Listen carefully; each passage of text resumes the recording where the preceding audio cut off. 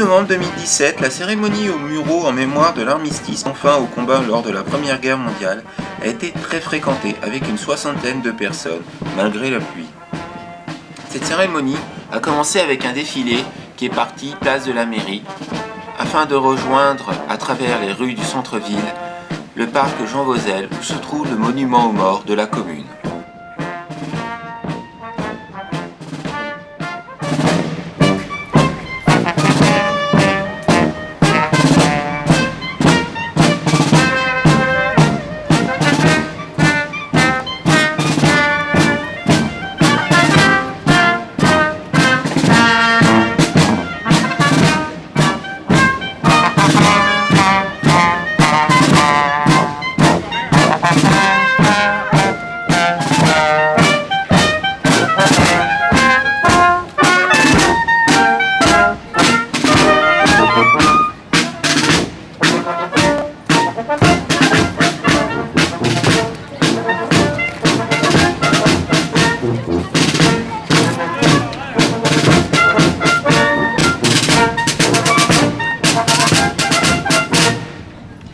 C'est devant ce monument aux morts que le bureau de la cérémonie s'est tenu, avec les dépôts-de-gerre de différentes associations, anciens combattants ou civils, conseil départemental, conseil régional ou la commune, ainsi que du conseil municipal des enfants et des jeunes.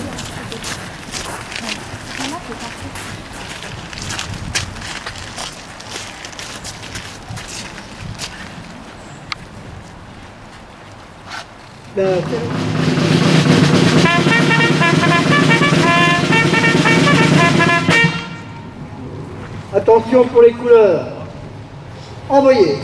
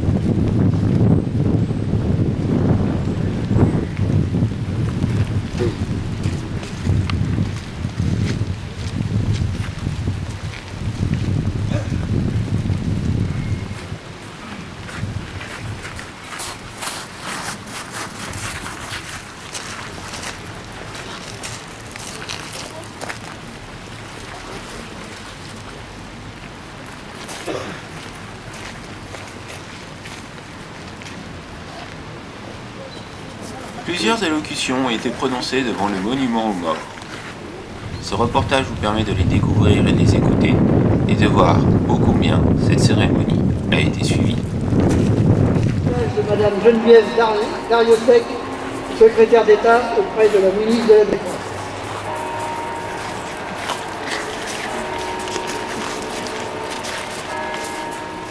Garde à vous.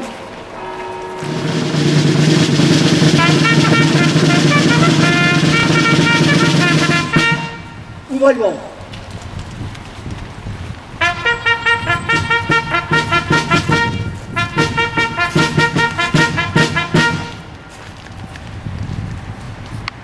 Bonjour à tous.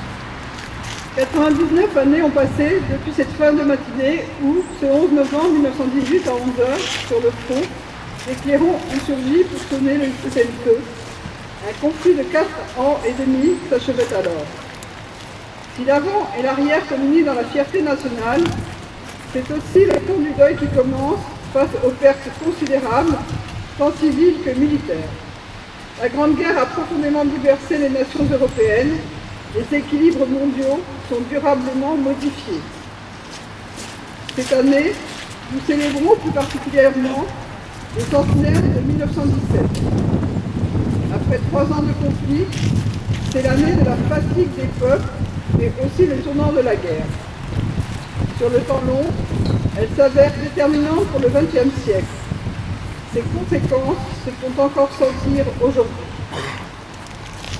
D'avril à octobre, le chemin des dames a rendu son terrible verdict. Cet échec sanglant affecte le moral des combattants et celui de l'arrière. L'armée française n'est pas seule à se sacrifier. Au prix de lourdes pertes, les Canadiens mènent l'offensive à Vimy, les Britanniques à Passchendaele, les Italiens sont vaincus à Caporetto. Les États-Unis ont, avec l'isolationnisme, s'engagent aux côtés de l'entente. L'arrivée progressive des soldats américains change le rapport de force et va contribuer à forger la victoire. La mondialisation du conflit s'est intensifiée.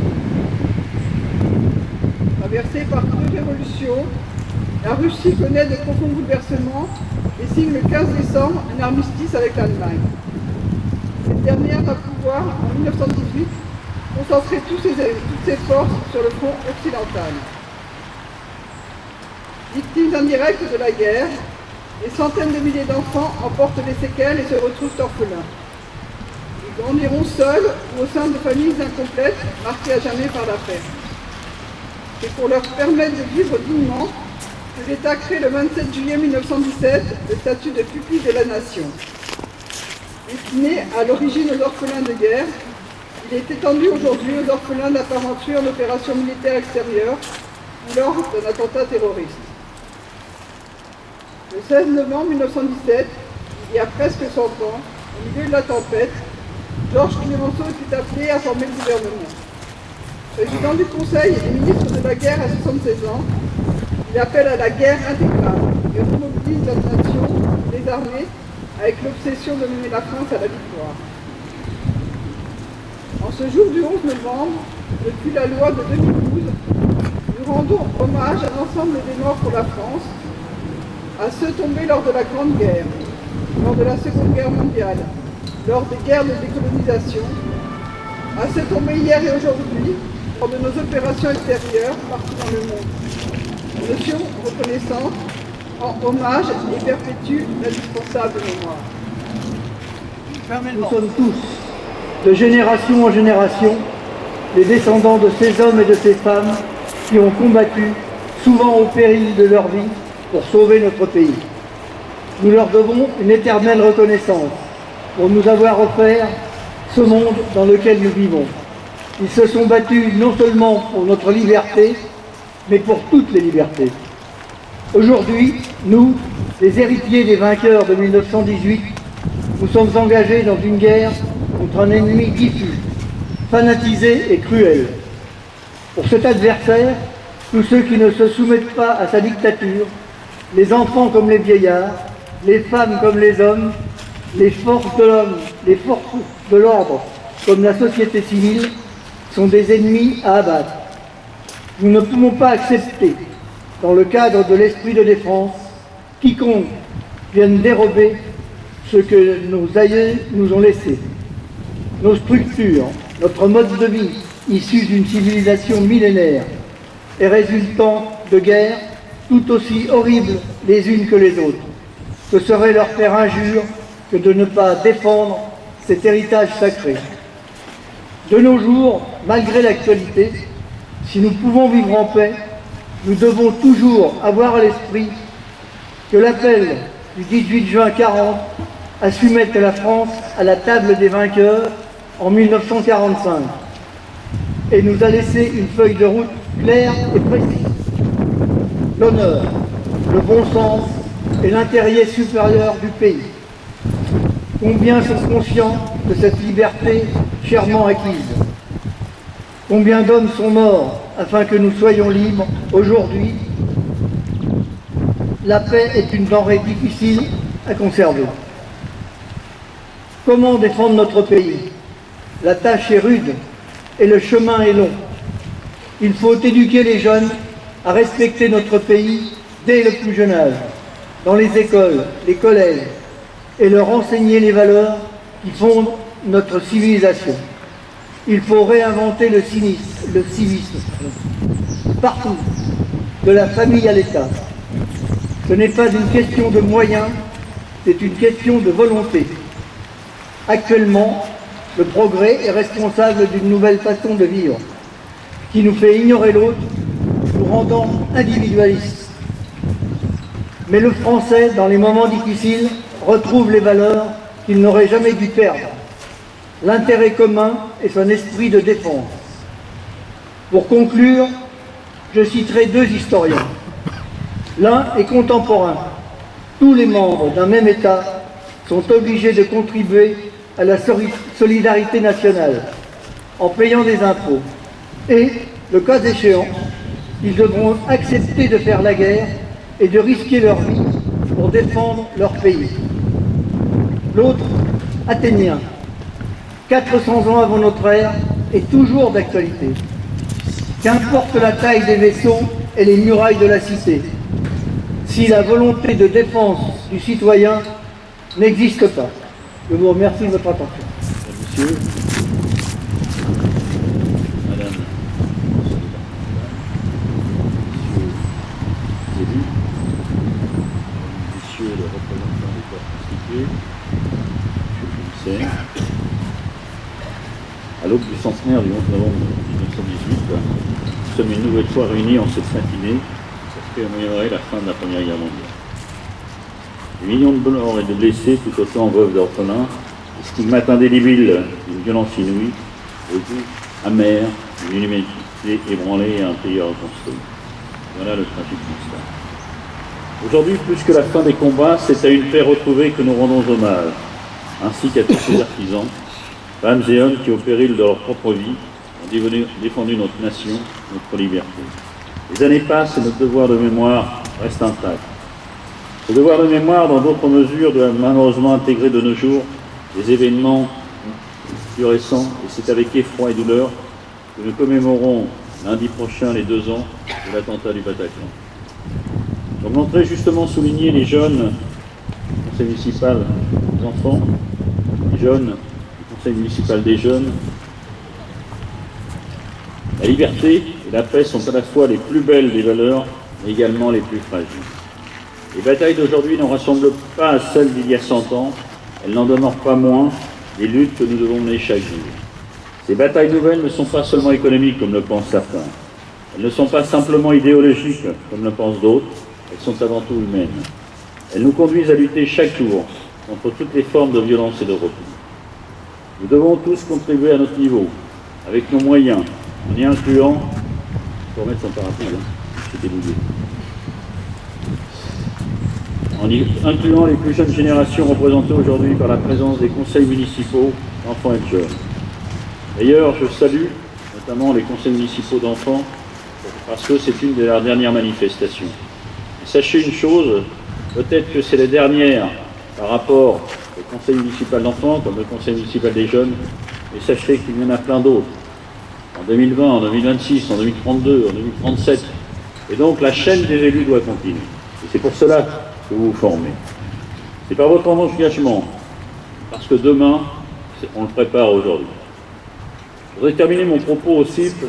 Pourquoi n'y a-t-il pas eu éventuellement un dépôt de GR par la municipalité? La ville des Mureaux vient d'obtenir la 4e fleur. Et cette 4e fleur, pour 2018 et 2017, nous la dédierons à tous ceux et toutes celles qui ont péri pour notre pays et pour les Mureaux. De la même façon, en 2018, il y aura beaucoup de choses à faire. Les 100 ans de l'armistice, les 100 ans de Clémenceau, mais aussi n'oublions pas que les Mureaux sera ville de l'espace. Et quand on est ville de l'espace c'est la liberté, l'espace c'est l'égalité, l'espace c'est la fraternité. Et d'autant plus que dans 6 ans, dans notre pays, en France, il y aura les Jeux Olympiques de 2024. N'oubliez pas, vous ici, il y a 117 ans, les Mureaux, avec les clubs de voile, créaient l'épreuve de voile et définissaient justement ce que devait être une épreuve de voile. Mais tout était basé sur le respect de l'autre. Tout était basé sur la règle à respecter. Tout était basé aussi sur l'entente. Nous tous qui sommes là, nous tous, nous sommes des petites pierres d'un édifice à construire, bien évidemment, entre nous tous, sans qu'il y ait de pierres qui se disjoignent, mais par contre, cet édifice, c'est notre République, cette République où aux frontons sont marqués liberté, égalité, fraternité, mais surtout avant tout, chaîne des hommes du monde entier, unissez-vous entre vous tous pour que la paix règne. Merci.